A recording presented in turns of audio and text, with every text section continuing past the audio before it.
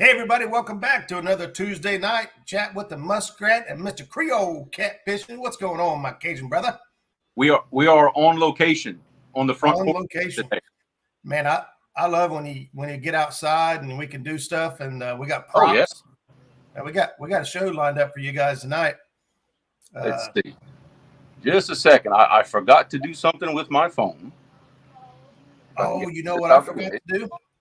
There we go. I forgot to go in and make this. Oh, the subscriber only mode. Yeah. I forgot to turn. I'm not used to doing this show on my phone. I forgot to turn my phone on Do Not Disturb. Now we're ready. Okay. Now we're ready. Well, if you don't mind, we're going to go ahead and start saying hello to some folks as they start pouring in here. And I'm going to go over and get us on subscriber only mode so that we are not interrupted in tonight's show because. Yes, interrupted by the dreaded love dating sites. We don't need all that. Yeah.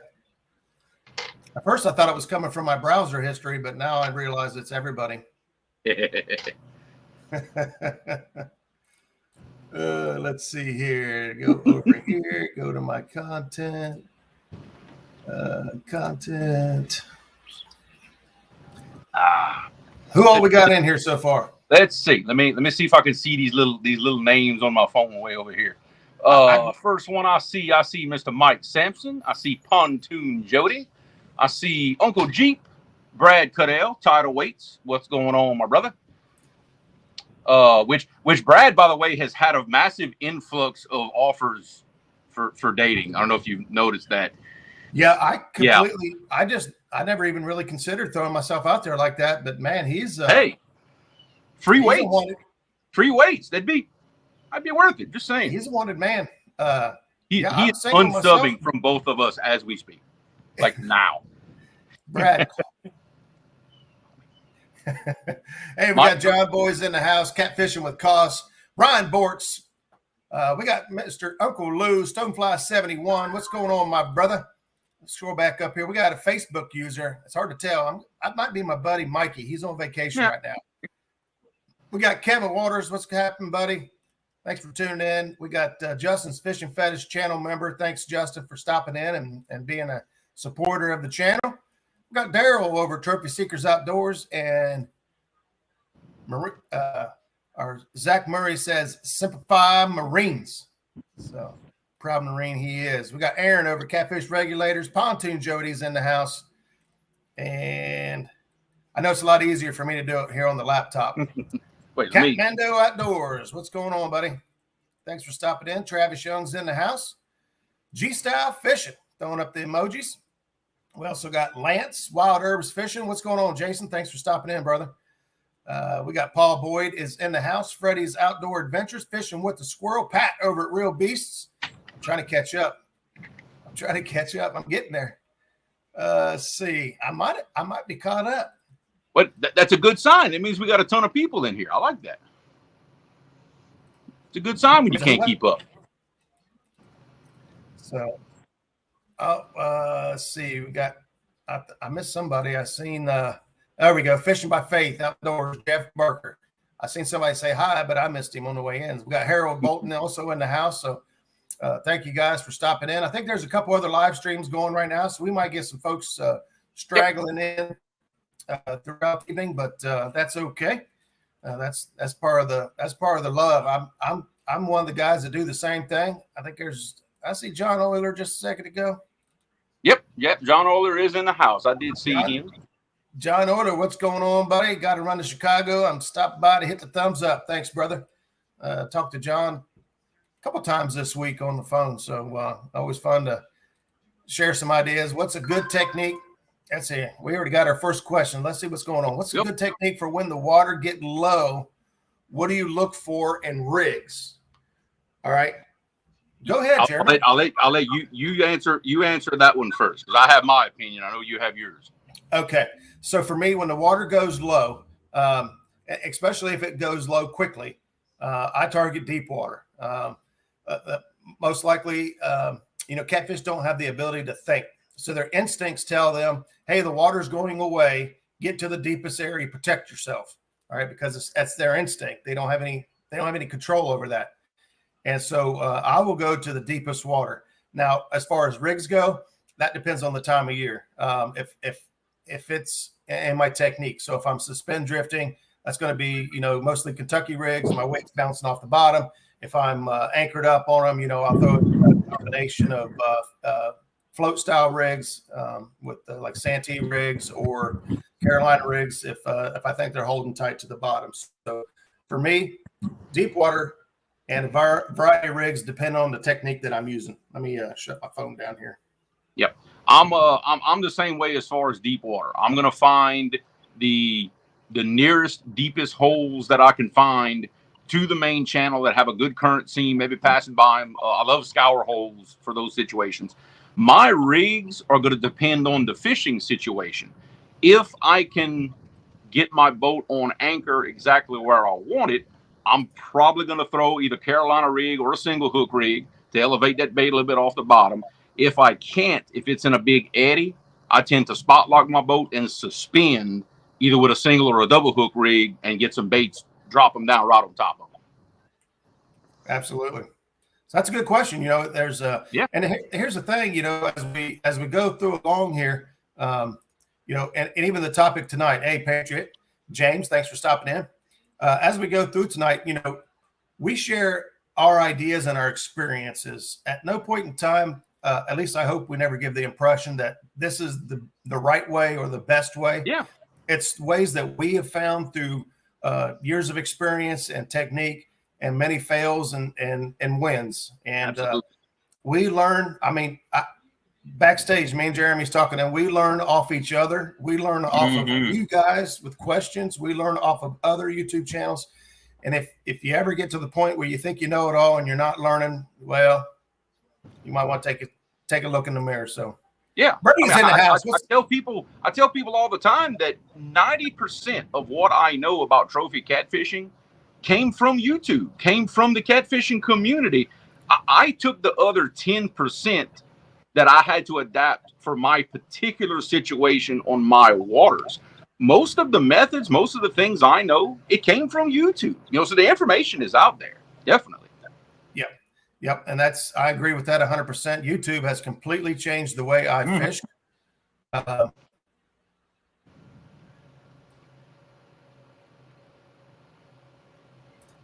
So your day, you really have no idea what you're doing. I'm in the same boat. Hey, we got a request here. Everybody, please keep Audra's mom in your prayers. She fell, broke her wrist and back, and has a concussion. Man, sorry to hear that, buddy. So send out a prayer request and good vibes or whatever you got, send it. Same goes for our brother Ernie Brown, still sitting impatiently in the hospital. Him and Chrissy both.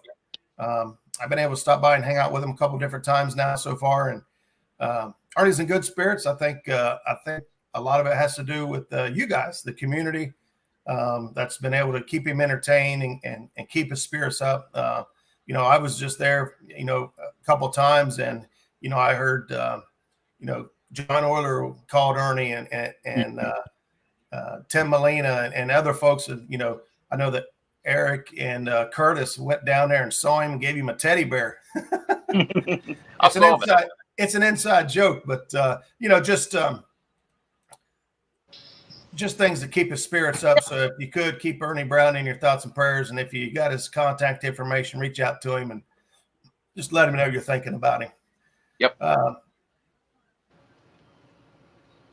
Let's see. G Styles got a question, and I don't know about this one. What's the biggest fish caught shallow? Buddy, sky's the limit. Them giant fish will go to where their backs are out the water. I've seen it, and I've heard of plenty of guys catching fish with their backs out the water. Just it really all depends. Hey, there's our buddy downtown, Ernie Brown, right there. Hey, brother, hang in there. Keep your feet on the ground and keep reaching for the stars. That's right. Is that the right? I don't know if that's the right. Sounds good to me. To me. Rod Knocker says Creel's little tip months ago, can hand, no swivel on bumping rig. weight line, just tied to dropper loop, feels so much better. That's awesome. That came courtesy of Mr. Lyle Stokes. See, I learned from him. I showed everybody what I did, and hey, I'm that made my day. I'm glad I could help somebody. That's why we do this. It really is. I love it. Paula Smith's in the house. Thank you, Paula. Yeah, I did the exact same thing, and I know that Bobcat does the same thing as well. I want as much feel as I possibly can get in there. I don't want to swivel. I know some guys will run a snap swivel or even a like quick clip, but that little bit of gap, that little bit of slack, that little bit of slack right there. To me, I like the loop. Yep. I can switch my weights out quickly, and I like that direct contact with the bottom. So, there's the man himself right there. What's going on, Lyle? Lyle Stokes with Catfish Weekly. Thanks for stopping in. Yep, mono on the sinker, absolutely. Hey, I actually at one point thought, hey, wouldn't I get more sensitivity if I ran braid on my sinker? So I ran 12. You do get, but it frays up and breaks off. You lose a lot of weights like that. I had the same thought at one time. Now I tell you what I've done. I made one bumping trip where I ran a fluorocarbon instead of mono for that sinker dropper. It just a little bit of difference. Not enough for me to switch to it, but it did make just that hair a little bit of difference. I will say that. Hey, Michelle, I'm guessing she's teasing Lyle here with some shrimp dinner. I like it a shrimp. I'll be there in 11 hours. So based on the thumbnail, we're going to talk about our bait tonight, and most specifically cut bait. And so one of the things that come to mind is, why use cut bait? Why even cut the bait up? And I know most of you guys know this and have all that figured out. But, the things to think about is on cut bait, you're releasing a lot of the oils, the blood, the scent, the things that are stored inside that bait.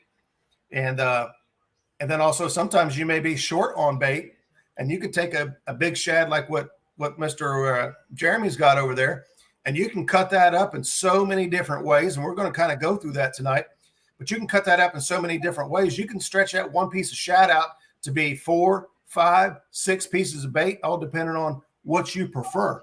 So, releasing the oils and releasing the bloods and getting the scent out in the water, dispersing is one reason to cut bait.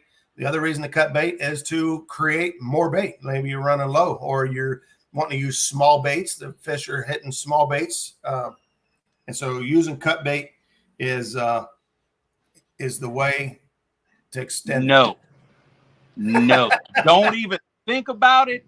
Not even Lyle Stokes has enough money to pay me to eat one of them shad. No, ain't happening. Wrong show. I'm going to throw this out there just because, safety is always number one here, and hopefully on everybody's agenda. So Paula Smith reminds everybody, please be careful in the water. 3 people killed on the Tennessee River this past weekend. They ran into a barge. The barge always has the right of way. Food for thought. And thank you, Paula, for putting that on the back of everyone's mind. We also had an incident on the Ohio River. A boat was being towed by another boat and somehow got in the way of a barge. The boat that was being towed was sucked in or ran over, and two passengers lost their lives. So, wow. No matter how many times we say it or do it, respect the water. It's a beast, and put your safety first. So Mr. Jeremy, what are some of your favorite cuts of bait? Because I got my. Hey, is anyone else losing audio? I'm seeing Clayton over here says he's losing audio. I just want to make sure we're not losing anybody. It looks good on my end, but if anybody could give me just a thumbs up that you're good, or let me know that you have an audio issue. Otherwise, it's just you, Clayton. But what are some of your favorite cuts of bait, buddy? I mean, honestly, I'm not very fancy when I cut my bait. Honestly, I'll probably do like everybody else. I like to, right behind the gill plate, about 1 finger wide. And that's where I'll make my cut for my headpiece. Okay, right there. That's my normal, my normal headpiece. Looks just like that. And on a small shad like this, I will just simply cut the tail off, and that's a whole chunk of bait right there. That's probably 3 inches by 3 inches, about the size of a credit card, a little bigger. I know some people take out the gut pocket, some people don't. Actually, for me, it depends on time of year. But it's for the size of my bait, not necessarily the size, but how it hangs on the hook. Like I'll go ahead and hook this piece to show you. Okay, when you're fishing normally, like my summer baits. Back up. Did you see what you just did with on instinct, but didn't realize it? Cleared that scale from the tip. Yeah. Oh yeah. That's just. Have watched a lot of videos. Oh yeah, pure instinct. But normally that's what my summer baits look like as far as body sections go. Now you see how much distance I have from the hook down to this. During the winter, I find when they get really picky and the bites get light, that's a lot of bait that a fish can grab and not get that hook. That's when you'll see me cut that gut pocket out. Now, I'll normally cut this in half. It's not this wide. But now you see I barely have about 3/4 of an inch sticking out past that hook. That is awfully hard for a catfish to grab and not get that hook. Now, another thing I want to point out here, Jeremy, is if you're like me and it looked like you did, put that hook back in that bait. What I wanted to point out here is that you did not go directly straight one side out the other. You went at an angle. If you turn it by the back, just like this, I never go in straight, okay? Yes. Where my hook is dead perpendicular to the bait, I never do that, because what will happen, that bait can rotate just like this and do that. Yep. And if it does that, you're going to lose that fish. See how that hook point is stuck in that bait like that? Y'all ever reeled in your bait and it was stuck back into itself like that? You said, man, I wouldn't have caught a fish anyway. Show them again how to prevent that, Jeremy. What I do, like I said, turn it on the back like this. I turn the hook at an angle to the back. I come in at an angle and come out the other side like this. Now you can see, if I can get my hands out of the way, now you can see how that hook is turned in relation to the back. That makes it almost impossible for that bait to turn and get it hooked back on itself. It's going to stay straight, and that fish is going to get that hook. That's right. So the shank of the hook is actually going to prevent that bait from being able to spin around and get stuck back on itself. So now on head pieces, you've got a couple of options. For me, it depends on the rig I'm using and how I'm fishing. Normally, on an anchoring rig, I do this on my bumping rigs, everything else. I'm going to come through the bottom lip in the middle, but I'm going to come out one of his nostrils on either side, still taking that hook, and it's got a little angle to it versus that head. It's not just straight through. It's got a little angle to it. That's my normal setup for a anchor and a bumping rig. Lots of hook exposure. Now, when I'm suspending, sometimes, there's nothing wrong with hooking like this for suspending. Bait's just going to hang this way. What I like to do sometimes, I guess whenever the mood strikes me, I'll actually take it and hook it like this. Hook it in his back to where it's sitting straight up and down like this. I've done this many, many times suspending under the boat. And a lot of times if you catch one fish on a headpiece and he busts this nose all up, that's another good place to put the hook and still use that bait. It works awesome for that. Got to get my hands wiped right here. Let's see. I see Roger spinning. I don't know if that's me that has the connection issue or Roger has the connection issue. I don't know. I guess we'll find out here in just a second. But y'all put me something in chat. Y'all let me know if it's me or if it's Roger or what's going on. Because something's definitely going on. Let's see. Let me turn my deal here. I don't think it's me. I got reception. I think, Roger. It's Roger that don't have reception. Okay. We'll just carry on. No problem at all. But that's kind of my basics for what I like to do with my anchor and stuff. Now, what I'll show y'all what I like to do, I'm going to do this with another small shad here, is if I know 100% when I get started and I'm not going to use my gut pockets, here's what I do. I put that shad on his back, just like that, with his belly sitting straight up. I'm going to, try not to cut myself with this sharp fillet knife. I'm going to cut him down to the back. I'm going to turn my knife. Boom, go straight out. That gut pocket's gone. This is what you're left with right here. You're left with a headpiece and just the backbone with that meat. And then after that, I'm just going to cut me some pieces, whatever I want to use. And there is my, see, these are good Kentucky rig size baits right here.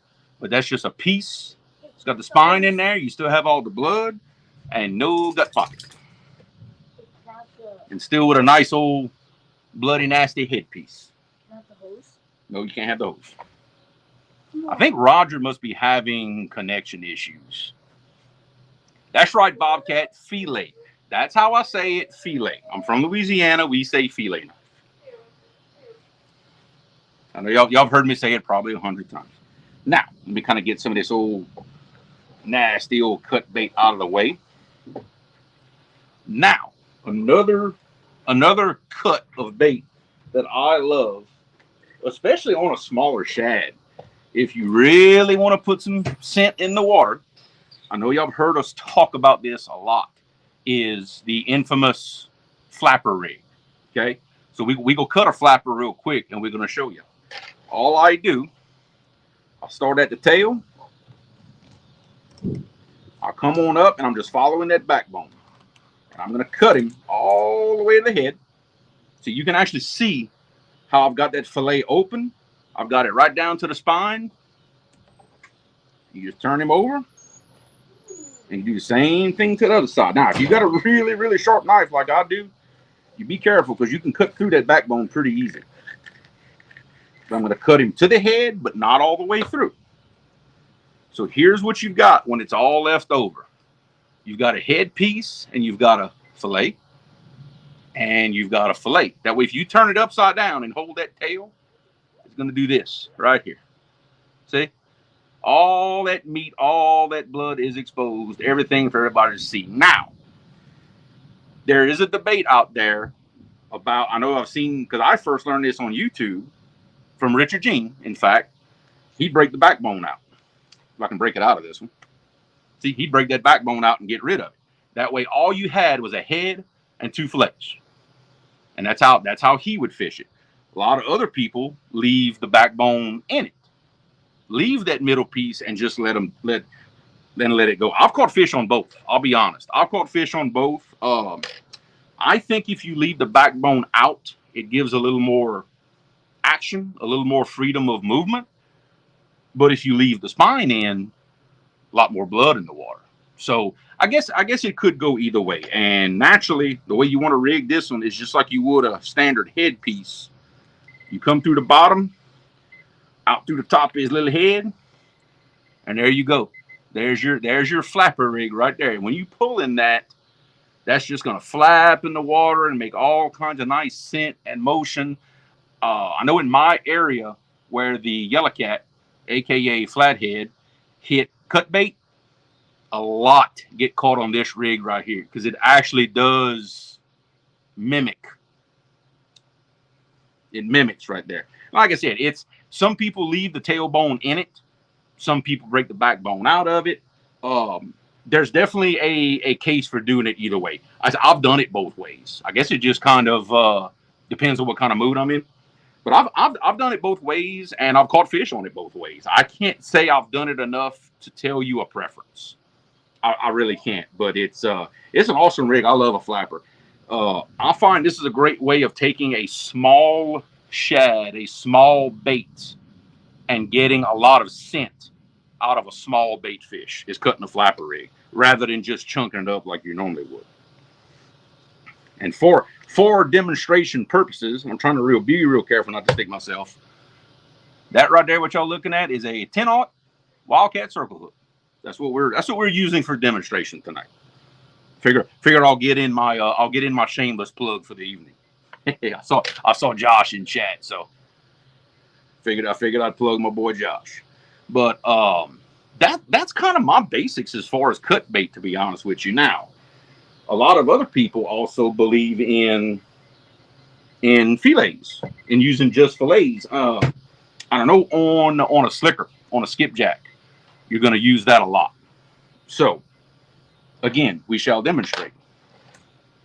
Just going to start at the tail. Get my knife to dig in. We're going to come on up. Now, in this case, we're going to cut it off. Okay, nice fillet piece right there. Well, I kind of messed that up. That's okay. I'm a rookie. I'm still learning. Now, you have the option. You can put just this whole fillet on a hook. You can just hook it just like that. Remember, see right there. See that scale on that point of that hook? You're going to miss a fish every time. Always get your scale off. But you can just put that on there right there. Let it flap around. Good way of catching fish right there. What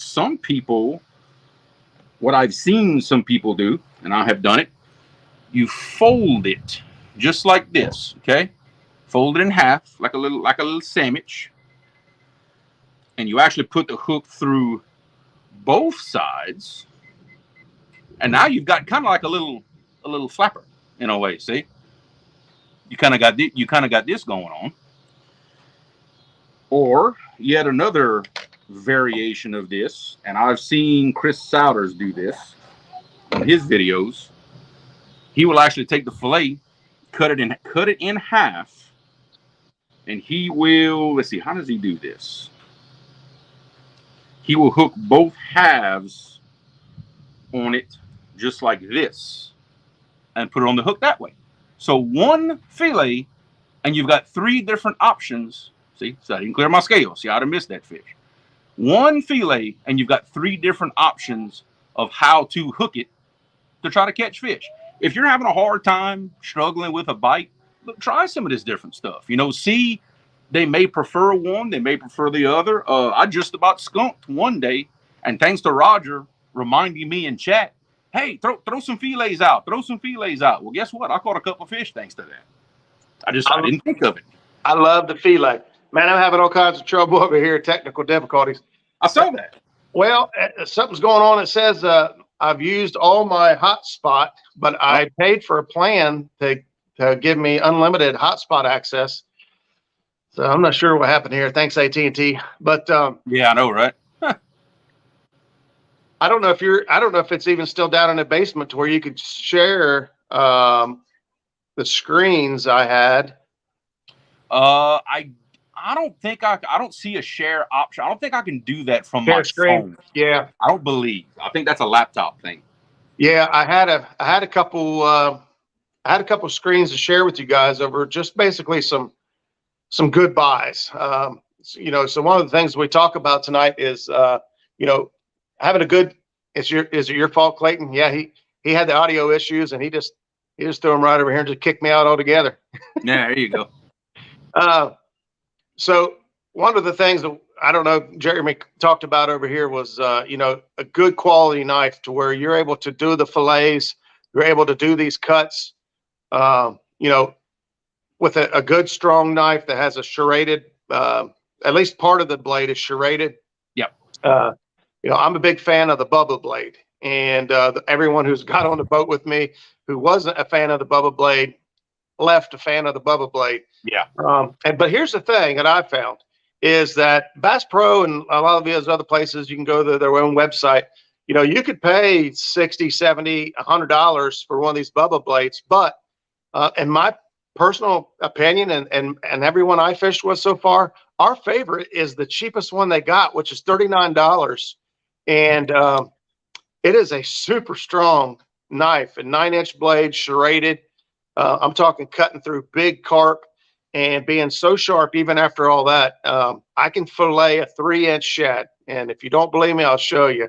but I can fillet a 3-inch shad with that 9-inch blade. It is so sharp. But you know, you don't have to spend a ton of money. Now that, you know, maybe the Bubba blade's out of your budget, and it probably is mine too, but I got to have one. Yeah. I like this comment.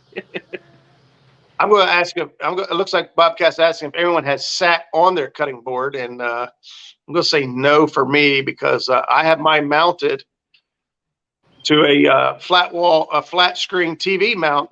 If you haven't seen that video, you might want to check it out.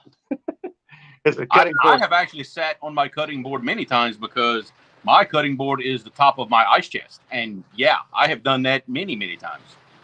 I have gone home with shad butt many times. Shad booty. Shad booty. Ryan there says he's a good pair of kitchen shears is really handy too.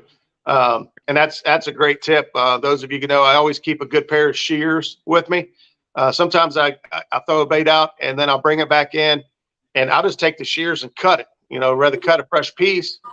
Maybe the gut pocket washed out. You know, I hardly ever use the gut pocket in. Sometimes I leave it in just if I can get a good hook in it and I think it might hang out, but generally I cut it off. But that's a good tip from Ryan. Actually, Ryan just dropped a new video, I believe, with Kayak Mike. And I believe, Ryan, let me know how many subs you are away from 1,000. Last I checked, I think you were like less than 20. Oh, we can do that tonight. Less than 20. We can do that tonight. If you haven't checked out Ryan Bort's Blue Collar Fishing, 17. I knew it was under 20. 17 away from 1,000. And in fact, I tell you what, if we get to Roger to if we get Ryan to 1,000 before the show is over, I'm going to give away one of my brand new, not even made yet hats in the chat. Oh, look at that. You will get never before seen. Not even Jeremy's seen it. Yeah, I haven't. I'm going to order them tomorrow to be made. So I don't even have one in my hands yet. That's how new they are. All right. So thank you, Bob, for dropping Ryan's link there. And Ryan, if you don't mind helping us keep up, we've got holy cow, we got 92 people still hanging out with us tonight. And so maybe there's 17 people here that have not hooked up with Ryan Borch yet, but check him out, man. He's one of the hardest working fishermen, I think, in the whole industry. That guy grinds. He puts in the work. He puts in the time and the hours. He's a good dude. Still making flapper cut different than anything talked about tonight. I know I missed that part of the cutting. So Lyle, if you'd like to tell us, or I don't know if I can even send a link right now because I'm on the phone. Now I've heard Patriot talk about a reverse flapper where he starts at the head and cuts it towards the tail and opens it up that way. Oh, that's a way to make the profile of your bait much larger. So if you're going for a big bait, but let's say you've only got 3-inch bluegill, cut the reverse flapper, and now you've got a 6-inch bluegill, at least the outline or silhouette of one, and so you can get the attention of fish looking for large bait. So there's a reverse flapper there. I've never actually done one of these. I'm gonna make an attempt at this. Okay. Now, Jody, I'm glad you put that out there. She said that she didn't believe that she's not subscribed to Ryan. And guys, I'll tell you, if you click on somebody and you sub to them, but you never leave a comment, you don't think to go back and check out their content. You just know somebody you enjoy watching. Double check. I don't know how many times I've double checked, and I was not still subscribed to somebody that I thought I've been subscribed to this whole time. So now look at the size. Now look at the juices and the scent, and look at the pure size of that bait now compared to what he had previously. I've taken basically a 7-inch shad, and shoot, this whole thing is probably 13 inches long now. That's a big old bait. It's got a big profile. Yeah. I may have to give this a shot. Richard asks, what scenarios would you use these different cuts? Any particular conditions, or just try and see what they like? I'll be honest. Go ahead. That answer I think is different for everybody. For me, the current speed and the conditions really dictate the shape of my bait more than anything else. In extremely fast currents, I don't want to have a bait that's got a big side profile to it because it just creates so much drag. So that's why I'm going to go with those thinner pieces of cut bait. During the winter, like I said, when the fish are biting light, that's when I tend to cut that gut pocket out like I showed y'all, and you've got those chunks of meat just with the bone and the backbone meat in it. Because the fish are going to bite light, and I've lost too many fish that had the bait but did not have the hook. The same thing with flappers. Don't get me wrong, I have cut flappers out of 12-inch shad, and it makes a pretty ridiculous looking bait. But, and if Dad's in chat, he can vouch for me, we caught a 40-pound blue on it. We did. So it happens. Unfortunately, I missed the flapper section, but for me, I never take out the spine. It has never made sense to me why somebody would take the spine out, which holds the most blood, the juiciest, best stuff, in my opinion, and discard it. If I do a flapper rig, I fillet up both sides of the spine and leave the spine in. All right, look at that. Freddie says 991. We are 9 away from helping Mr. Ryan Bort. So again, if you guys haven't checked it out, Ryan's a hell of a dude. I've been fortunate enough to fish with him in the past, and 100 rods. Okay. I'm not sure what you're talking about there, Mike. Oh, maybe he's agreeing 100%. But yeah, I kind of messed it up a little bit, but there's my flapper. I mean, it's real simple. Start at the tail. I fillet it right up to the back of the gill plate. There's the two. You know, if you hold it by the tail, she ought to do this. Yep. Now, like I said, some people love to leave that backbone in. Some people take it out. There's arguments for both, and I've done both, and I've caught fish on both. Right. So pick your poison on that one. But this is my flapper. I learned to do this courtesy of Reach and Gene, the fishing machine. That's where I learned it. Like I said, on YouTube. Learned it from YouTube. Yep, and that's in my opinion, that's a deadly piece of bait right there. And then of course, I did catch, when you fillet off each side. One of my favorite things to do when I fillet off the sides is I like to cut in long strips as opposed to chunks. So even when I do a fillet, I'm likely to cut a long strip. You say a 3-inch strip of that fillet, and normally I'm knocking off the gut pocket part of the fillet. I really love that piece of bait, especially in moving water or if I'm dragging. So what you're doing, you're taking this fillet here that's normally that wide, and you're cutting it long ways, right? Yes. See, this is just the piece full length that would be backbone and up, like the gut pocket piece. I cut that off. Right. That's it. You've got a strip right here about 2 fingers wide, probably 4, 5 inches long, something like that. Pretty little bait. Yep. Yeah, and for me, I just really like the long, strips of meat. Josh over at Wildcat Rig says when they go tuna fishing, they cut X slices in the bait, full mackerel along the body. And I don't know if we got there yet. Yeah, there you go. Lyle says I just throw the tenderloin. We like tenderloin. Tenderloin, backstrap, whatever you want to call it, but that's what it is. Yeah. Yep, absolutely. But yes, putting slices in the fillet or in the bait, whether you're running it a whole bait, cutting the tail off, putting slices in it, the desired result is to get as much scent into the water as possible. Now, here's something to think about when you go filleting fish and cutting chunks is the water temperature. So yes, we are releasing by doing all these special cuts, fillets, flappers. We are putting as much of that juice out in the water as possible. the downside to that is that bait will wash out in these warm waters much quicker than they will in, say, colder water. I had to highlight that one. That's good.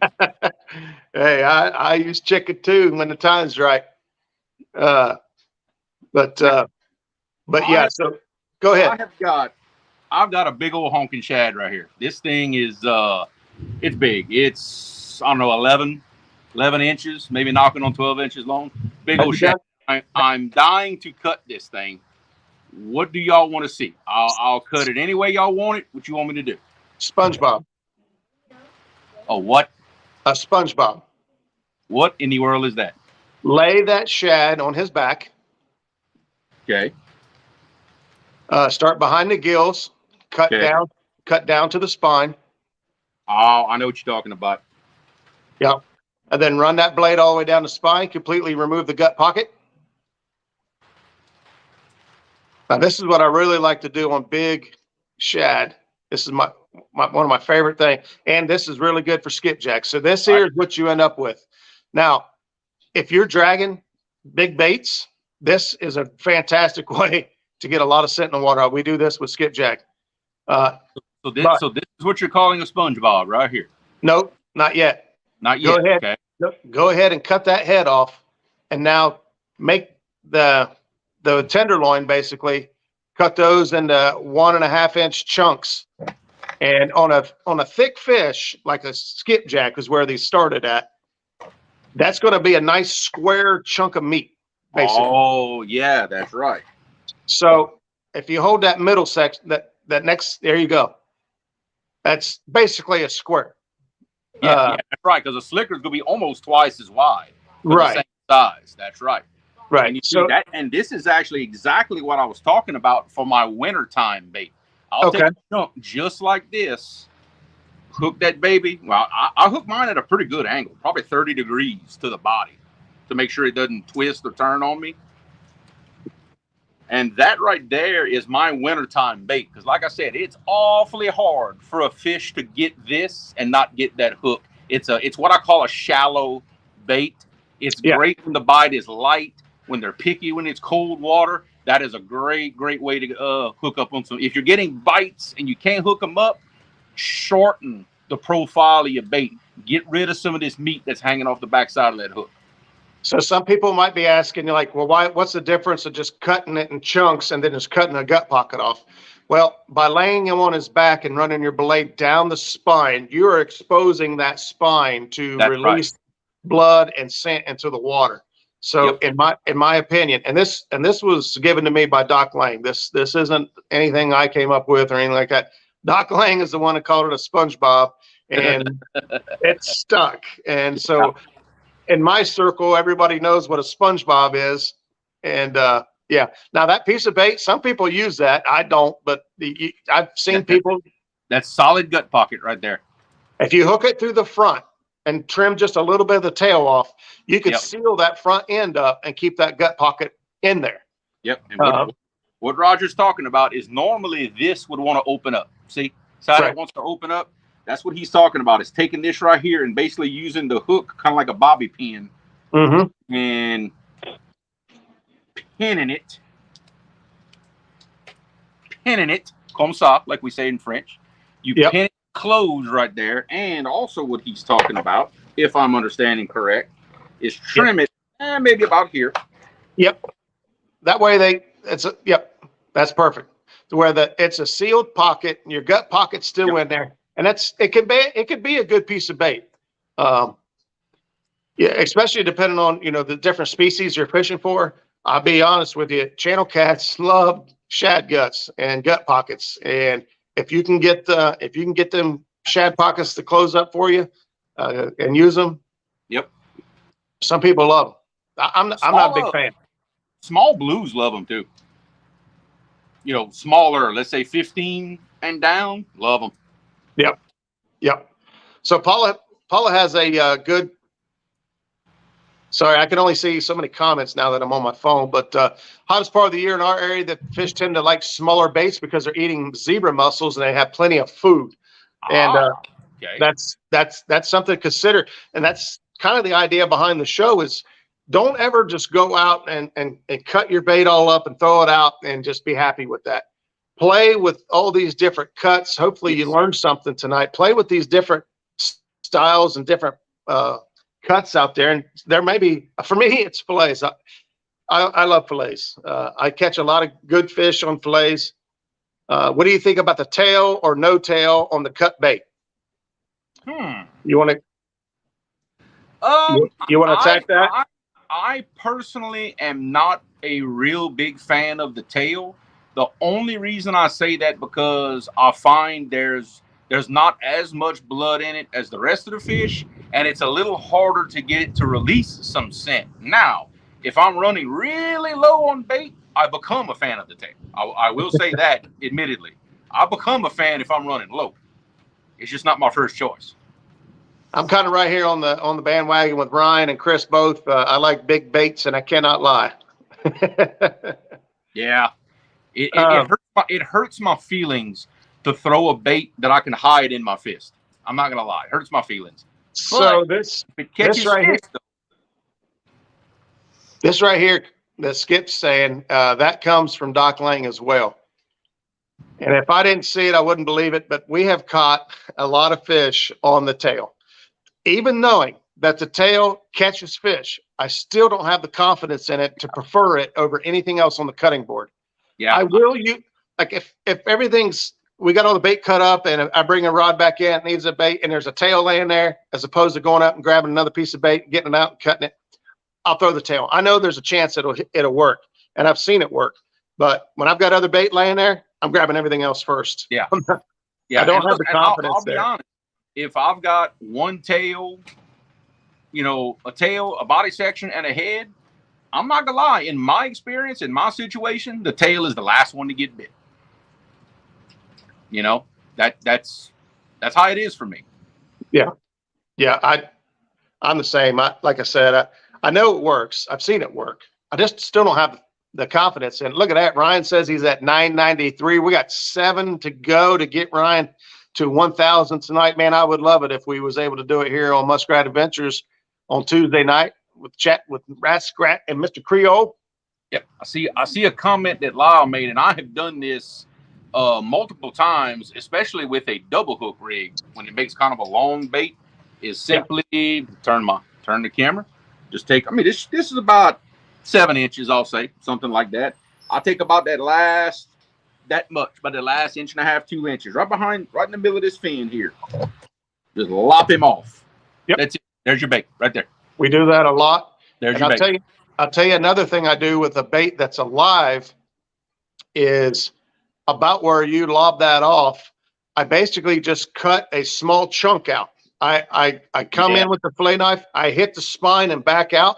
It ends up being about an inch long gash, but that fish is still able to swim, and he's still pumping blood, and he will excrete blood for quite a while, believe it or not, for a little shad. I did it the other day, and I was surprised how long he was still bloody when I brought him back in. Well, I've got a big old mess of cut bait right here. You see all it. Did you tell everybody why we were cutting up all this bait? Yeah. For if anybody is wondering that thinks I went after work, cast net some fresh shad just to come cut it up on camera, no, that is blasphemy. No, this is a 10-month-old frozen shad that has been at the bottom of my freezer that I promise you very unlikely to catch a fish on. So that's why it's getting sacrificed for y'all, for the viewers. Here we go. Now, Jeremy, do you happen to have a double hook rig? I'm not talking the Kentucky rig. I'm talking for a big bait double hook rig. Do you happen to have one? No, I do. If I had a piece of line, I could tie one in about 2 minutes, but I do not have a piece on me in front of me right now. I do not. Okay. Well, G-Style was asking about it, but that's something we can maybe do maybe next week for you. Hey, if you let me kill my camera for just a second, I'll get a piece of line. I'll tie one. Oh, yeah. About 2 minutes. We got time. We got time. Hey, Justin, thanks for stopping in. Catfish Viking. There we go. Chum for the sharks. Yeah, a lot of people will use, just pitch the tails in and say, hey, we're just chumming the water, like they do out in the salt water and big waters. They're throwing all kinds of stuff over chumming. You talk about using a whole bait. How big of a catfish does it have to be to take a whole skipjack? Jody, it doesn't really take that big of a fish at all to take a whole skipjack. Obviously, it depends on the size of the skipjack. But guys, I think you guys would be surprised if you could see just how big a bait a fish can take. I would say that 90% of everyone, including myself, doesn't even come close to using too big of a bait. The only one I even think might come close to using too big of a bait will be Epic. And even those baits, as you guys see, get hit and catch big fish. Not to say that you have to have big bait to catch big fish. But in my opinion, big bait does eliminate a lot of small fish. And at times that may be the desired effect if you're getting dinked to death or just pestered to death with small bites. And that's a good point there too, Ryan. I had that written down here to trim the fins on live baits. Now, even on your cut baits, if you're using a spiny fish, a bluegill, a white bass, or whatever's legal, and I don't know if we said that in the beginning of the show, but make sure whatever you're using is legal in the waters that you're using it in. Yes, and not only is it legal to use, but like in my case, I can use anything I want for bait, but I have to catch it a certain way. I can't keep brim, sac-a-lait, barfish, all these things that Louisiana considers game fish. I can't cast net them. I have to catch them on hook and line to use for bait. So keep in mind the method of taking the bait as well. That's a great point, because we have the same rules here. We can use crappie for bait, but it has to meet the proper size limit and creel limit. That's right. It has to be caught on rod and reel. Can't throw a cast net and keep them. Can you still hear me okay, Roger? Yeah, there's a little bit of background noise. I don't know if that's wind or something. It's actually starting to rain really, really hard. I may take my phone and move it inside for the rest of the show. That'd be all right. We can still hear you just fine, but we could tell that there's something going on in the background. Yeah, okay. Give me about 1 minute. Be right back. Okay. I like big 2 to 3 inch wide. Was that steaks? Says Aaron. Yeah. Thick bloody baits. Goldfish is good for flathead. Yep. Goldfish has always been a good bait. A goldfish is nothing more than let's see, they have barbels or not. So they would be a carp in the carp family. So, the color does help some a little bit. Catfish mainly rely on their sense of smell. They're a giant tongue. So they could taste it way before they can see it or smell it, I believe. And, or the smell and the taste kind of goes hand in hand. But sight does play a big factor in targeting these fish. Paula said, thought those are green carp. Danny, I played the fifth, buddy. So let me see. I'll kind of look over here to see some of the notes and just kind of make sure that we kind of covered some things, because I wanted to kind of talk about different things. One of the things to talk about was keeping your bait cool and fresh. And one of the ways to do that, so let's say like right now, this hot time of year, if we all got hand towels on the boat, and we all got some that are favorite or not, but if you take a towel of any kind and wet it and lay that over your bait, the evaporation process is actually what creates the cooling.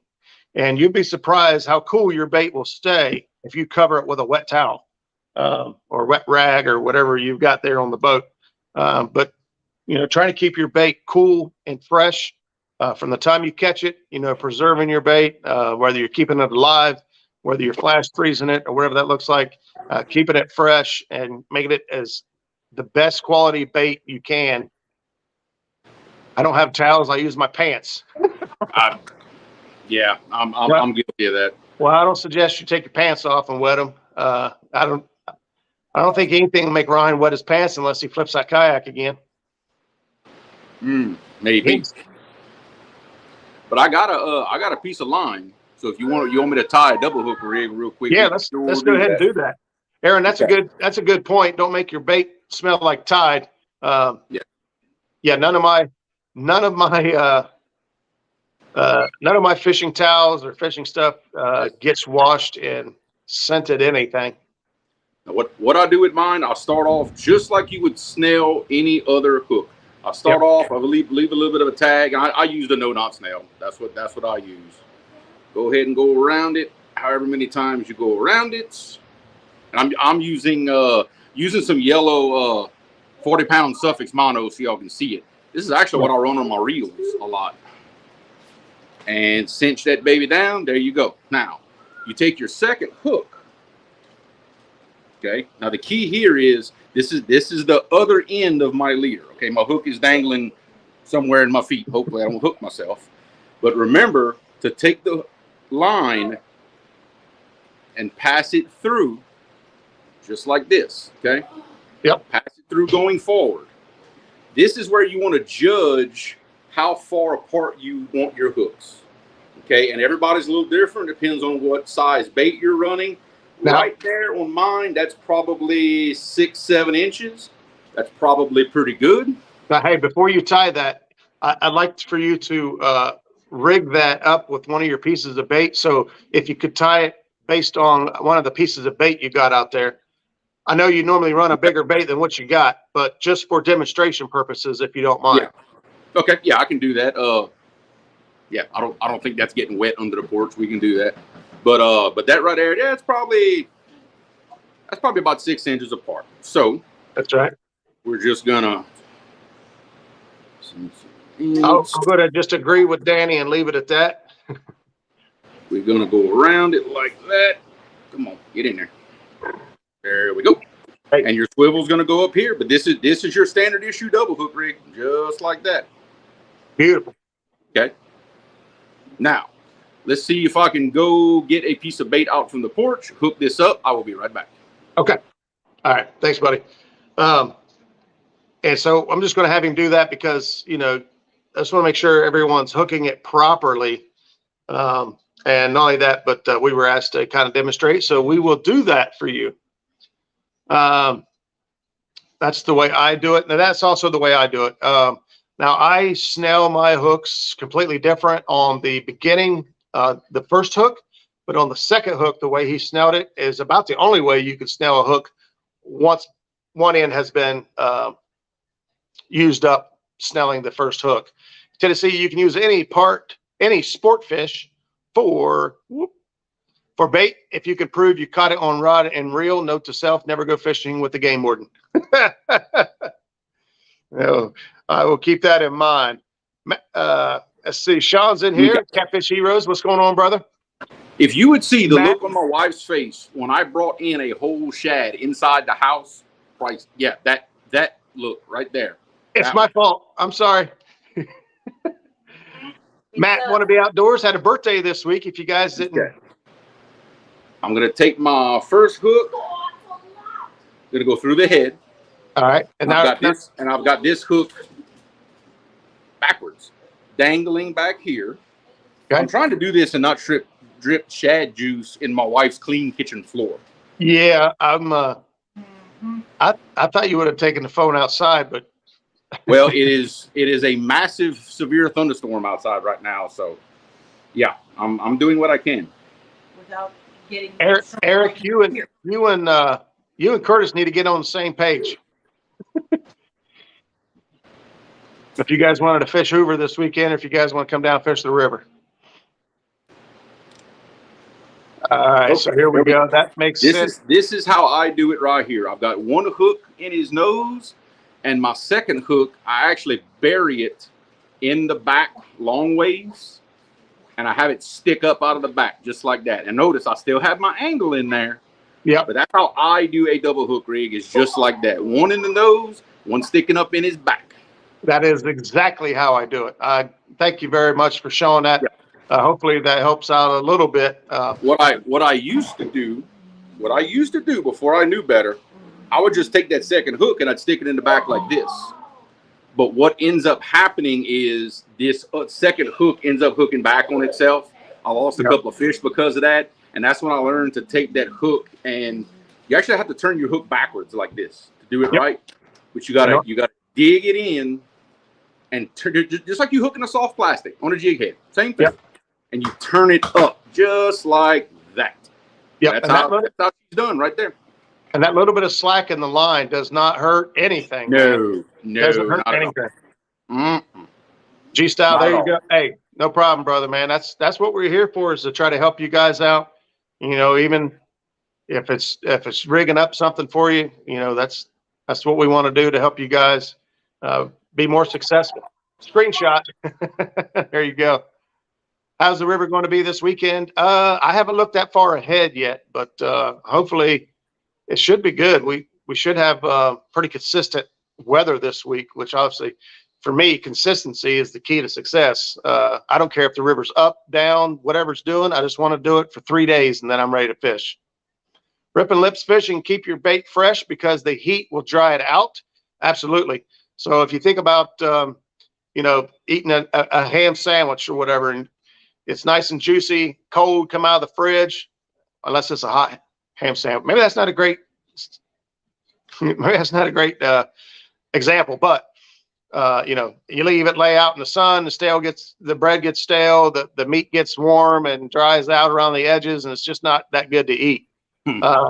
Or same goes, you know, you get a steak, you have fresh steak and you just cook it on the grill and it's beautiful, or you heat a steak up in the microwave. Which one do you want to eat? I don't know about you, but I'm not a big fan of microwave steaks. I'm going to go for every time Creole base freezes, take a screenshot. We'll see who gets the best one. He's not freezing on my end. I don't know if I'm freezing. Two can play at that game, Danny. That's all I'm going to say. Just, yeah. You might want to think about that one. Let's see. We need a sub count for Ryan Bortz. Somebody tell me where Ryan Bortz is at. I'm getting pretty excited about this. Freddie says we need more stuff on lake fishing, fellas. Oh wait, y'all river fish. Never mind. Any of this information is also transferable to lakes. Right. Do you drag baits? Then you're moving. If your bait is moving, it's the same as being in current. So now in fact, in a way, see, for us fishing in current, especially heavy current, our baits wash out very quickly. But I'm also spreading scent down current. Now, the lake guys, some of these, what I call extreme cuts, like the flapper and things like that, scent dispersion is everything for y'all. The more scent y'all get in the water, the better, especially with little to no current. So these big, aggressive cuts, your bait's not going to wash out nearly as fast as it would for us in the current, and you're going to get all that scent dispersion out there that you really need. So that's a little bit of lake knowledge, a little bit. Yeah, Paula says she wants to get out of the 700s. I cannot believe Paula Smith is at over 10,000 right now. It's a travesty. That's what that is. It's a travesty. That's very surprising. Yep. If you guys haven't checked out Paula Smith, I don't know what you're waiting on. She catches fish. She's a blast to watch. And, did I mention she catches big fish?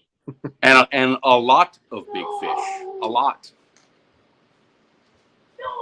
Let's see here. So in case a couple of you are just tuning in, we are on the race to get Ryan Bortz to 1,000 tonight.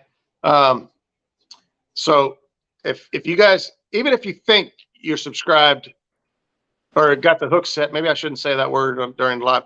Even if you haven't you think you've set the hook on Ryan, please double check and make sure to help him out. He is well deserving, as are many folks, but our focus tonight is on Ryan. And so we're gonna keep the hook set deep. Yep. I didn't hear none of that. My screen is freezing. Oh yeah. I'm trying to get caught up here. Chris Hill, welcome to the stream, buddy. appreciate you stopping in. He says, what info do you use to monitor the conditions of the rivers? Okay, so for here, I'm on the phone, daggone it. For here, I use, depends on which pool I'm in. Normally I'll just Google the pool, but I use the USGS monitors. And Jeremy, wouldn't that be a good show and to kind of go through the graphs like the TWA and see what they show, or look at the graphs that you show? And everyone has access to these graphs, but if you don't know how to read them, they're worthless to you. So Chris, I will send you the links to the ones I use for the Ohio River, the pools, and you could play with it as much as you want. And if you have questions, you're more than welcome to message me. Yep.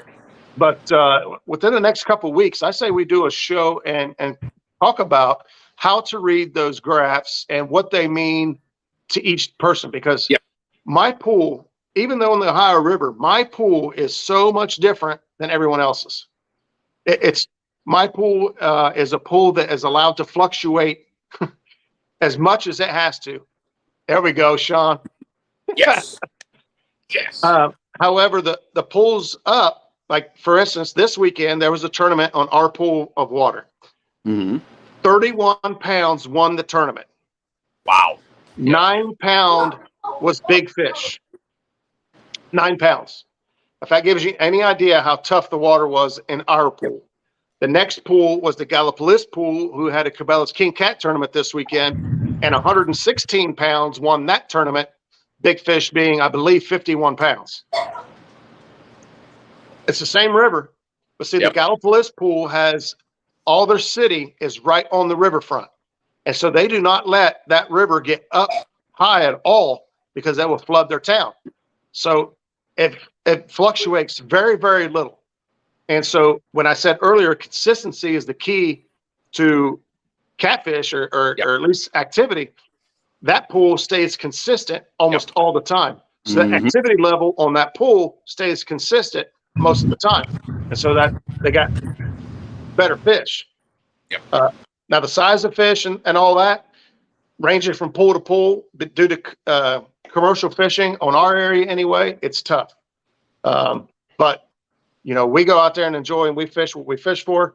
And right there, Mike Greenwell dropped one of them, the River Weather Company graph, river stages. That is one that will show you, that one there will show you the level at which the river has been and the prediction of what the river is going to do next. That's right. But it doesn't show you the pool above the dam and the flow below the dam, which will really kind of, once you learn to read it, will tell you more, whether the water's going up, coming down, or what the flow is going to be like if you're interested in bumping and things like that.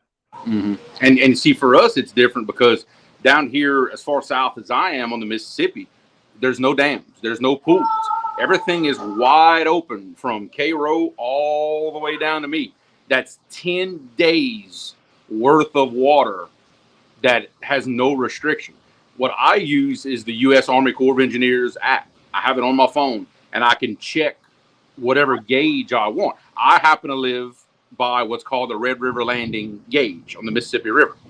That's my fishing grounds. But what I can do, and we'll go over this in detail in the show we're going to do, but I physically, you can say, chase the gauges upriver. I can check Cairo, and whatever they've got going on that day in Cairo and their projections, I know that's 10 days from me. And I can physically check it that far ahead. Yeah, basically whatever we get, he's going to get. So right now, all that rain we had last week when the river came up 7 feet or 9 feet in 2 days, he's getting it. Yep, I'm finally getting it now. Yep.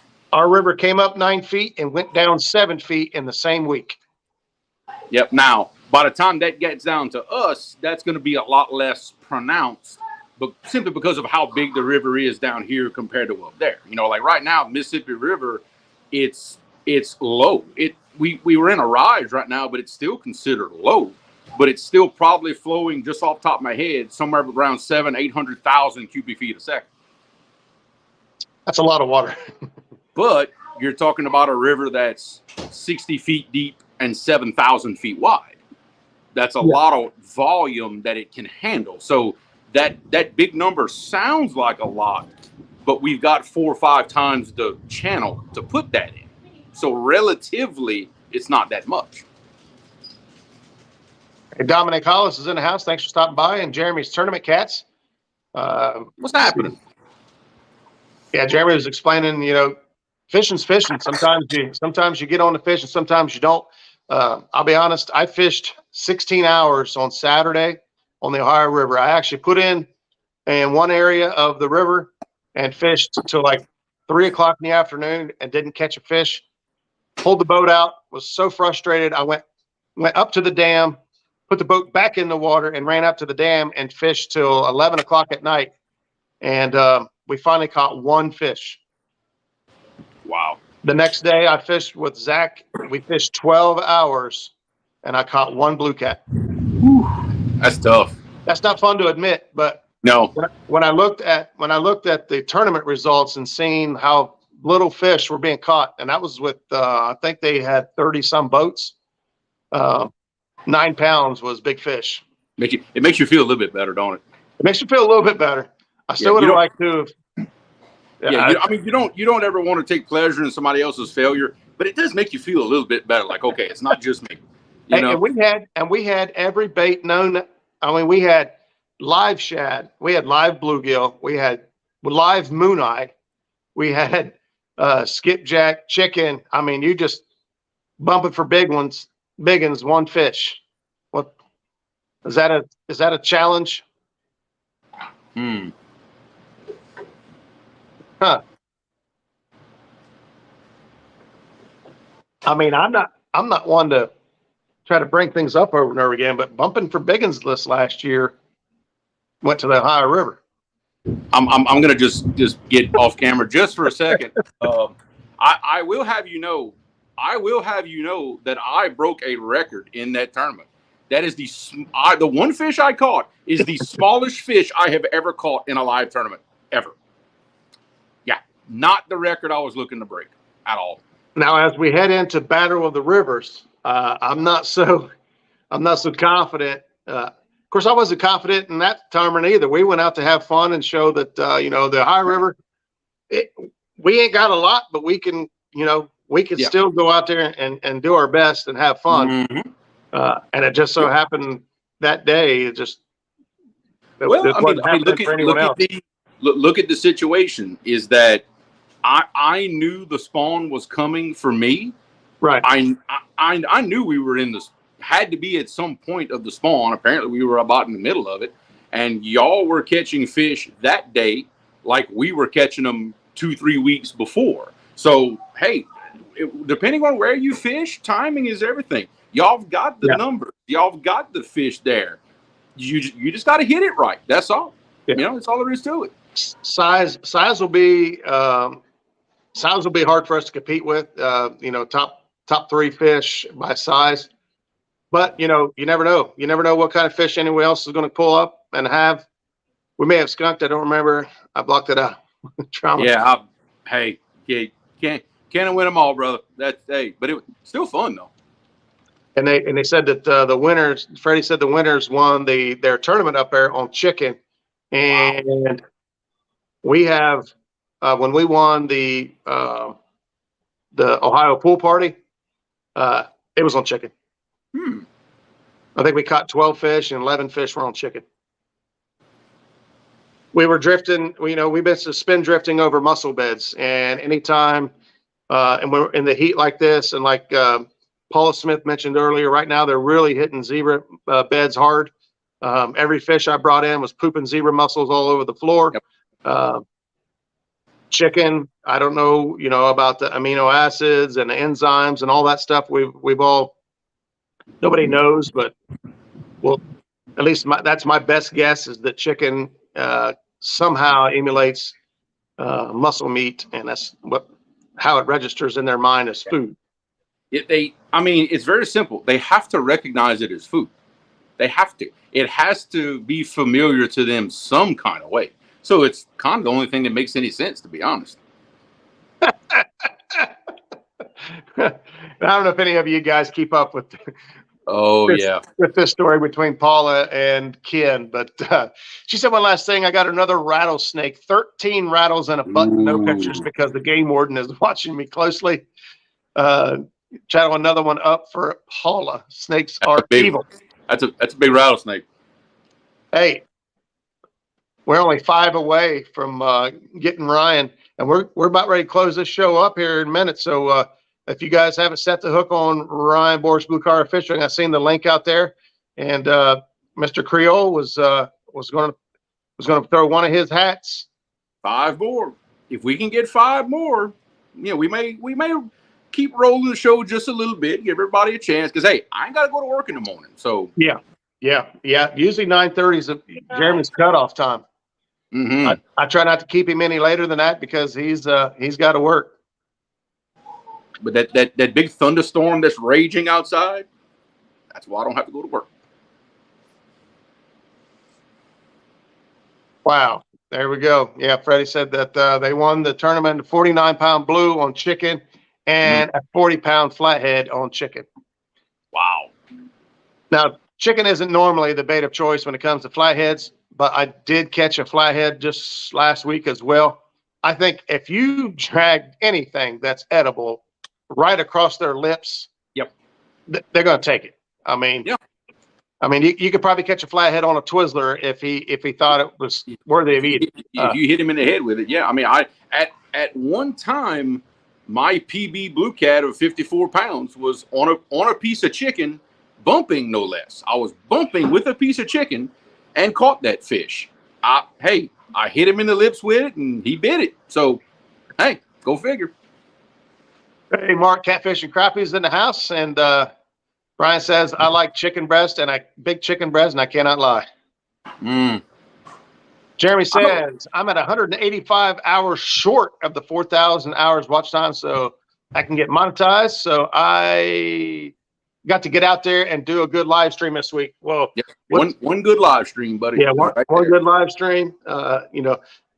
In my experience, make sure you schedule it. Yes. Give yourself some time to schedule it and get it out there so people can plan to be there. Yes. Like, Jeremy's going to be fishing this Saturday, and the sooner you get it out there and plan it, the more likely you're going to have the good audience.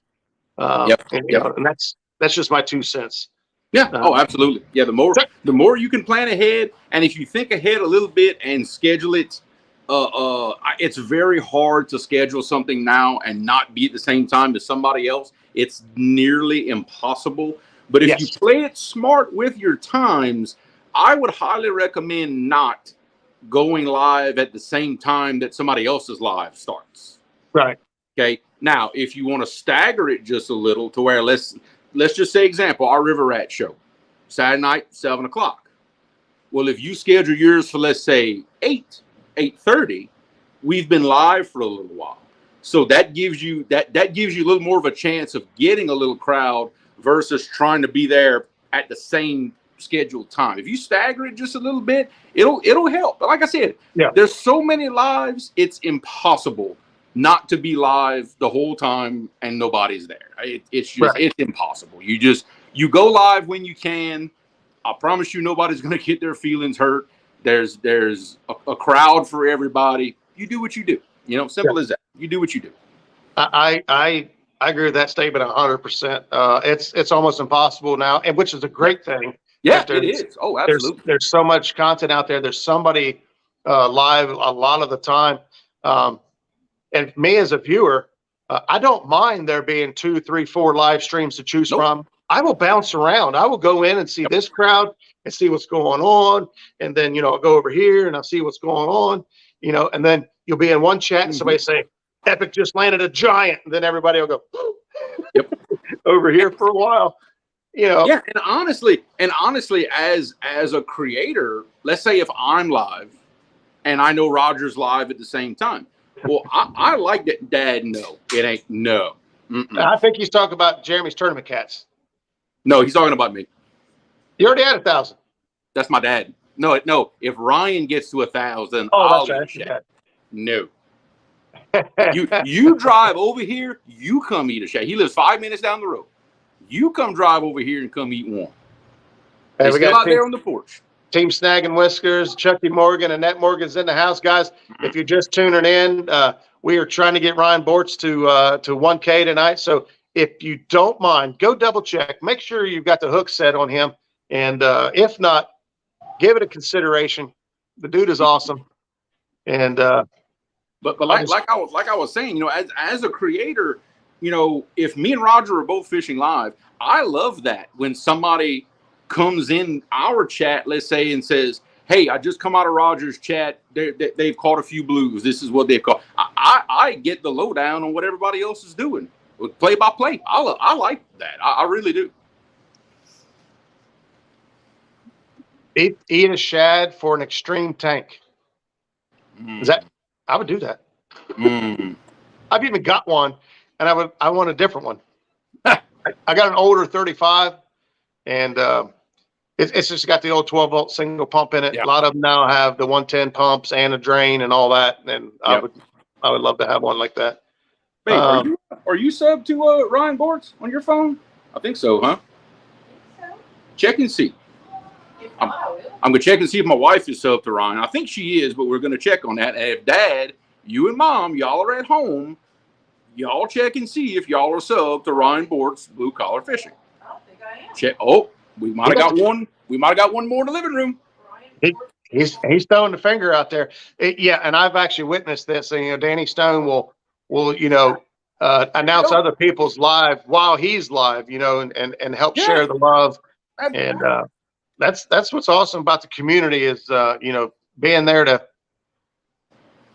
Paula Smith said, "I will bite the head off a skipjack for 1,000 subs." Hey, I could arrange that. I could go make like 700 accounts like real quick. Hey, I got 2 days where I ain't doing nothing. I got time. $9.96. There we go. 4 to go. We're gonna make it happen tonight, guys. We gonna make it happen some kind of way. We gonna make it happen. Somebody's slacking. Mom and Dad are like, see, they can't call me and ask me how to do that because I'm on my phone. So I'm waiting on my wife's phone to ring with my mom or dad saying, hey, how do you do that again? So you got to give them a minute. Yeah. Ryan, yeah, absolutely. Our community is awesome. We've seen, and I personally have been touched by, recent events with, the theft of all my gear, camera gear and stuff. And I've been very blessed with folks in the community reaching out and helping me. Not only will I have more gear or better gear than I had before, honestly. Yep. And so I'm very blessed and thankful for the folks that was able to help me out. And I've seen it happen over and over again. And I see names in chat, and I could probably start naming off stuff for lots of different people, but I won't. But I know that our community has helped out people in every different way, shape, and form. Eat shad for a bushel of corn. In fact, if you notice when I was outside in the background, the farmer that farms the field by my house just cut all the corn all around the house. So you guys no more corn. That's it. You guys are taking corn down already? Oh yeah, it's early down here. In fact, that reminds me, if they've been cutting corn for a week and a half down here. It's been happening. That means that they should be loading barges at the grain elevator by now. Patriot floats. Yeah, baby. Yep. Those granaries up on the river, man, they will start, they always spill, and they will have fish in there, and it's basically free chum. They will have fish in there. Oh yeah, you better believe. Yeah, normally we're the farmers are planting the farmers are planting corn way before Easter down here. Way before Easter. There we go. Paula knows about the support just as much as anybody in here. That's it. There we go. Boom! There we go. Now, I can't pull up giveaway tool on my phone. Oh, crap. So we got to figure this out. Got to figure it out. Mexicat's in the house. What's up, buddy? What? Mexicat, what's happening, brother? Man, I need my laptop, man. That going it. How? We got to do it. We got to do it right now. Well, This ain't we something could can put off. always do it old school and pick a number. You want to go old school? Let's go old school. We'll go old school. I like it. All right. Now, before we go old school, everybody in chat, please. Well, if you're just now seeing it, I was gonna say, Be patient with us here. Make sure you're up to speed. Make sure your chat's current. And so, Jeremy, I'm going to let you choose the number. We've got 75 people hanging out with us tonight. You want to do between 1 and 100? Make it simple. 1 and 100. Okay. Number. All right, babe. Don't tell me number between 1 and 100. Have her write it down or text it to you. Don't tell me what it is. Don't tell me what it is. Okay. She got a number in her head. She's got the number in her head. So here's the rules before we say go. Paula, hang on a second. Now, wait, Paula, wait. Only one guess per person. Yes. And the closest number without going over, old school rule. Is that how you want to do it? Old school rules, closest without going over. Closest to going over. And keep in mind, we are giving away a brand new design, never before seen Creole catfishing hat, and it's not the one I'm wearing. It's a new style of hat. I've never had this out before. Whoever this winner is will get the very first one. We've got numbers everywhere already. Hang on now. I'm going to make Ryan Bortz. Ryan Bortz is going to type the word start. Yes. And when he says start, then it counts. So nothing before Ryan Bortz posts the word start counts. So if you've already put a number in, and many of you have, you'll have to do it again. Do it again. Now, if in the case there's two people that have the same number, the first person who got it first will be the winner. So we're waiting on Mr. Ryan Bortz to drop the word start, and then numbers can start populating from there. Yep. And I don't know the number either. Yep. Yes, you type start, Ryan. When Ryan, there you go. Here we go. Now the numbers can roll. And we'll give it just a couple minutes here to let everybody. We're not gonna give it long, because remember, we can only go so far back on the phones. Oh crap! So we can't. We're gonna give this like 60 seconds. We're gonna. You need to get the number from her now, so if you see it, we know to.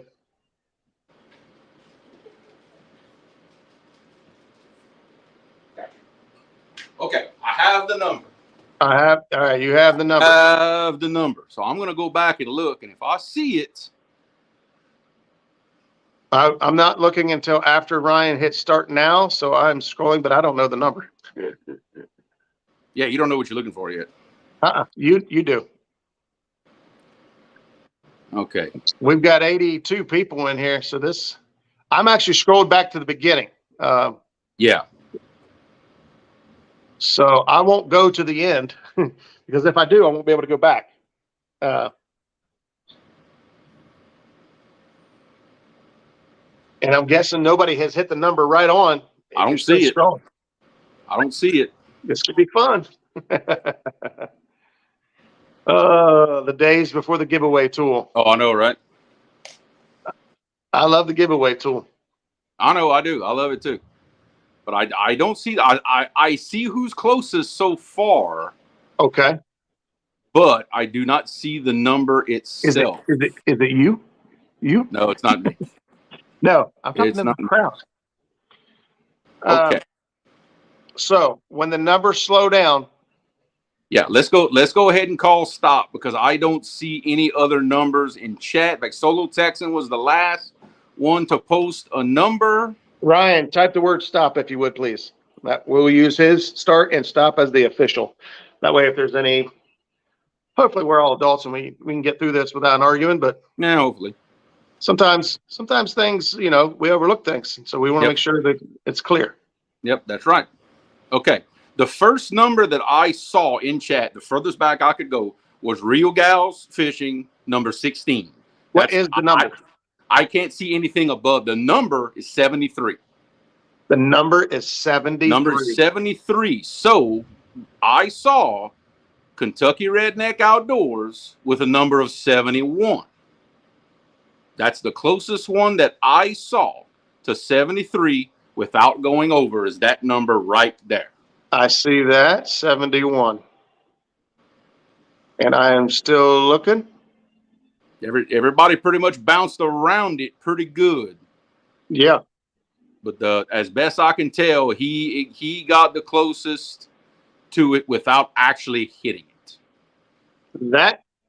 And then I seen Ryan stop, and so as far as I could tell, unless there's an objection or somebody knows that they put it in there and we need to go back and double check. Yep. Freddie is confirming 71 is the winner. Boom. Boom. See, old school. We got through old school. Old school. Didn't have a riot on our hands. They're not going to turn over any cop cars in the street. We're good. We're good. Hey, I just want to say thank you guys for helping. Absolutely. Helping Ryan out, man. Ryan is awesome angler. Very, man, he's very talented in different species. He's, he can bass fish, even though, we all tease about ditch pickles and all that. But man, he's a multi-species angler. He's fishing out of a kayak, and he's just a beast. Oh yeah. And he's recently joined the Ohio River. I gave him that nickname a long time ago. I called him the hardest working man in catfishing, and he ain't never proved me wrong. Let me tell you. You ain't lying, man. So congratulations to Ryan. Yes. I'm glad it happened. And if Kentucky Redneck, if you want to send me an email at the address that's tickering across the bottom of the screen there, just send me an email with your address. And as soon as I have the hats in hand, I'm actually going to message you to see which one you want. There's 2 different ones coming out. You get your choice. Now I'm learning a distance. I know, right? 2 different ones. He gets his choice. Solo Texan, yeah. 71 and a half. Yeah. We rounded down though, so. That's right. Yeah. So guys, hopefully you guys got something out of tonight's show. Yep. I think we're going to shad hands. I got shad hands out of it. My hands still smell of shad. You're probably still in trouble, by the way. I shad into the house. I brought 1 shad in the house, and it's back outside now. So I'm only in a little bit of trouble. Yeah, but you stink. Yes, yeah, I stink. So well, she's used to that. Yes. You would think that. You would think. Fish-wise, anyway. So we will put together a show for you guys on how to read the graphs on rivers. Now, I know that's going to make the lake guys angry, but it actually shouldn't, because on a lot of these lakes, they're operated by spillways and things like that as well. That information also transfers over. So I know on a couple of my local lakes that are government ran, there is data out there to show what the flow is at the spillways. So we'll put something together and get a show for you guys. I don't know if it'll be next week or the week after. We also got a guest in the lineup here to bring on, so we're going to schedule that, get that worked out. Okay. And I plan on doing some fishing this week. I'm not sure exactly. Dang river fishers. What are you going to do? Freddie, come on down and get you some. Yeah. Actually, Freddie already came down and fished with me. I need to man up and go fish with him. There you go. And I'm going to have to take the better cheddars to him, because unfortunately he did not get the full muskrat experience because of that. Natural State Fishing, what's going on? Thanks for stopping in. We got Facebook user says, "What's up, brother?" I'm going to guess my buddy Mike from Chillicothe. So, I'm not 100% sure. I'm getting a phone call. But fishing with Paulo Smith, biting a skipjack head off would be a great show. That's right. It would be. Bring better cheddar. Yeah. I look at spillway gauges and see the lane elevation change. Yep. So, yeah. So there's information out there as well for the lake guys that could help out. Even bank fishermen knowing what the gates are letting out, what the flow is, and things that may dictate where you fish from the bank. So this information could be very valuable to lots of different groups of anglers. So Eric says, not me. That's me. Mike caught 18 more to spillway today. And my buddy Mike has been killing them. Actually, that's the lowest number I've seen out of him from the spillway in a month. Wow. He messaged me 2 weekends in a row and said he caught over 60 catfish at the spillway. Ooh. Ooh. Each day. Ooh. That sounds like my old couples tournament spot. Yeah. I had it in the back of my mind if somebody dropped a numbers tournament. I was like, oh yeah. Mm-hmm. I get my buddy Mike down there and we will just murder some fish. Which look, that is even though they're 2 pounds, you talk about a ton of fun, especially if you gear yourself down, some lighter tackle. Man, that ton of fun. To bring some kids, Lord have mercy. They'd never forget that the rest of their lives. You catch 60 of anything and it's fun. Yeah. Anything. Absolutely. Mm-hmm.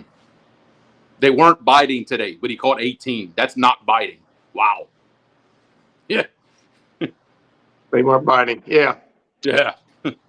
Well, Mike, get a hold of me, man. I know you're on vacation. You want to come down and do some river fishing.